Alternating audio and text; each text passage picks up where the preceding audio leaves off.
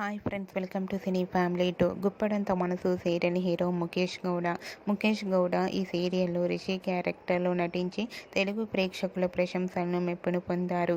రిషికి ఈ సీరియల్ ద్వారా మంచి పాపులారిటీ, క్రేజ్ లభించింది.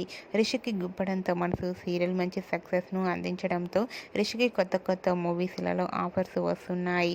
అయితే ప్రస్తుతం రిషి గుప్పడంత మనసు సీరియల్ హీరో రిషి గీతాశంకరం అనే మూవీ షూటింగ్లో పాల్గొంటూ బిజీగా ఉంటున్నారు. రీసెంట్గా ముఖేష్ గౌడ గీతాశంకరం మూవీ షూటింగ్లలో పాల్గొంటున్న ఫొటోస్ని షేర్ చేశారు.